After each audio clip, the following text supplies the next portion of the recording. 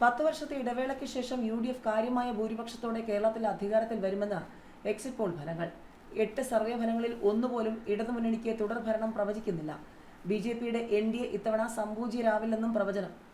ഏറ്റവും കുറഞ്ഞത് 70 സീറ്റും പരമാവധി 90 സീറ്റുമാണ് വിവിധ സർവേകളിലായി UDFന് പറയുന്നത്. LDFന് 49 മുതൽ 69 വരെ സീറ്റുകൾ കിട്ടിയേക്കും. പശ്ചിമ ബംഗാളിൽ ആദ്യമായി BJP അധികാരത്തിൽ വരുമെന്നും പ്രവചനം. 142 മുതൽ 208 വരെ ലഭിച്ചേക്കാം. 4 സർവേകളിലാണിത്. മറ്റ് 2 സർവേകൾ മമതയുടെ തൃണമൂൽ തുടരുമെന്ന് പറയുന്നു. 177 മുതൽ 205 വരെ കിട്ടിയേക്കാം. കോൺഗ്രസിനും CPMനും നിരാശയാണ്. 1 മുതൽ 3 വരെ സീറ്റുകൾ നേടി പ്രകടനം മെച്ചപ്പെടുത്തിയേക്കും.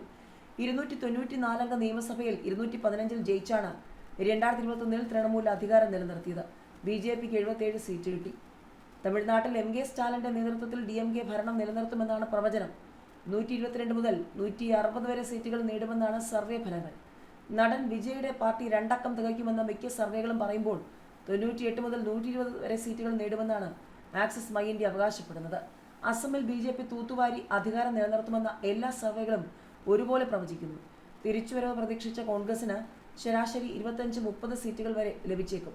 126 അംഗ അസം നിയമസഭയിൽ BJPക്ക് 80 മുകളിൽ സീറ്റ് നേടുമെന്ന് എല്ലാ ഏജൻസികളും പ്രവചിക്കുന്നു.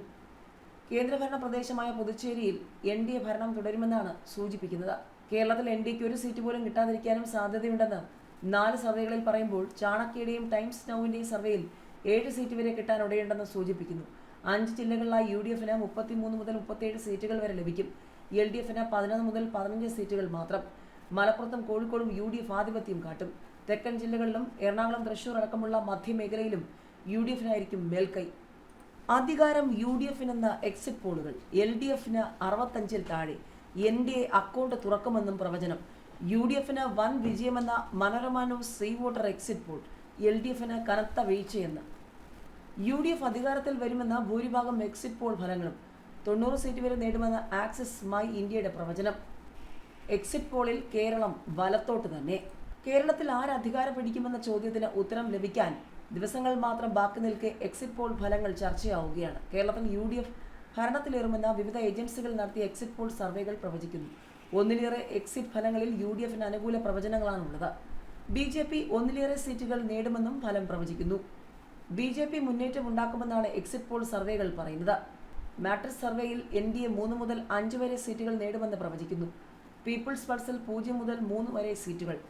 വോട്ട് വൈബിൽ 0 മുതൽ 4 വരെ.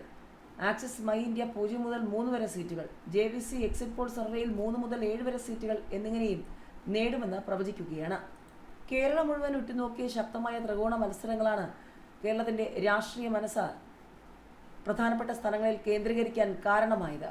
തിരുവനന്തപുരത്ത് നേമം, വട്ടിയൂർക്കാവ്, കഴക്കൂട്ടം മണ്ഡലങ്ങളിൽ കടുത്ത മത്സരമായിരുന്നു. കൊല്ലത്ത് തദ്ദേശ തെരഞ്ഞെടുപ്പിലെ പോരാട്ട വീര്യം നിയമസഭാ തെരഞ്ഞെടുപ്പിലും UDF ആവർത്തിച്ചേക്കുമെന്ന് Manorama news C voter mega exit poll. ആകെയുള്ള 11 സീറ്റിൽ 5 മുതൽ 7 വരെ നേടി UDF എത്തുമെന്നാണ് സൂചന. കൊട്ടാരക്കരയിൽ LDFനാണ് മുൻതൂക്കമെങ്കിലും ശക്തമായ മത്സരമാണ് നടന്നത്. പത്തനംതിട്ടയിൽ കനത്ത പോരാണെന്ന Manorama news C voter exit poll. ആരോഗ്യമന്ത്രി വീണ ജോർജ് മത്സരിക്കുന്ന ആറന്മുളയിലെ ഫലം പത്തനംതിട്ട മാത്രമല്ല കേരളം മുഴുവൻ ഉറ്റുനോക്കുകയാണ്. ആലപ്പുഴയിൽ UDFനാണ് മുന്നേറ്റമെന്ന് Manorama news C voter exit poll. ജില്ലയിൽ 5 മുതൽ 7 വരെ സീറ്റുകൾ UDF നേടിയേക്കാം. കോട്ടയം വീണ്ടും UDF കോട്ടയാകുമെന്ന് പ്രവചിച്ചിരിക്കുകയാണ് Manorama news C voter exit Paul.